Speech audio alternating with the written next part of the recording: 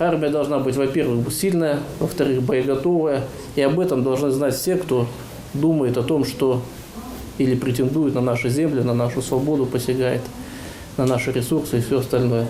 Сильная армия, сильная страна. Насколько важно отдать долг родине, защищать страну, и о том, как построить блестящую военную карьеру, о всех тонкостях рассказывают школьникам 3-й Карабулакской школы, представители военкомата. Всеобщая воинская обязанность у нас, но есть ограничения по службе, которые даются по состоянию здоровья, кто-то годен, не годен.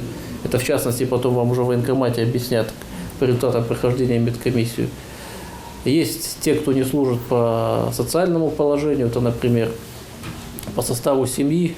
У нас не призываются те, у кого 2 детей, даются различные виды отсрочек от службы, это по учебе, по образованию, кто по специальности, кто работает в органах МВД и все остальное.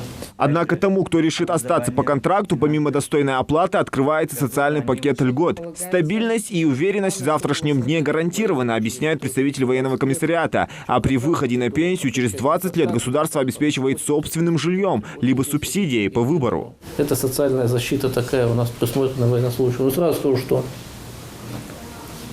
одними деньгами служба не меряется. Почему? Потому что военная служба, она очень тяжелая, трудная, очень напряженная. Это не значит, что человек там как на работу ходит с утра до вечера. Посидел, на обед ушел. Это постоянные командировки, выезды, постоянные учения.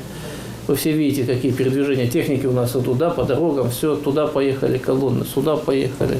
Также ребятам ежегодно помогают устроиться в лучшие военные вузы страны. Обучение оплачивает государство. Единственное условие – по окончании 5 лет необходимо отслужить. В этом году Сумжинскому военному комиссариату выделили квоту 49 мест для поступления в вузы и 9 в военные СУЗы.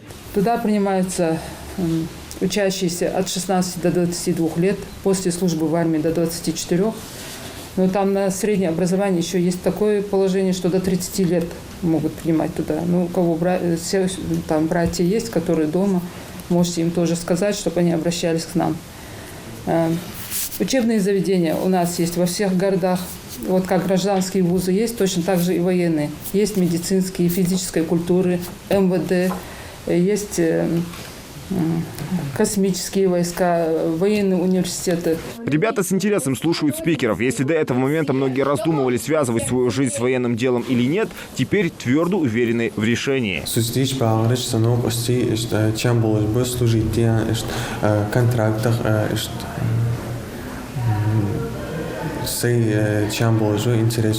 Такие встречи со школьниками и юноармейцами в целях военно-патриотического воспитания военкомат планирует провести во всех образовательных учреждениях региона. Зелимхан Калоев, Васхаб Белокиев, Новости 24.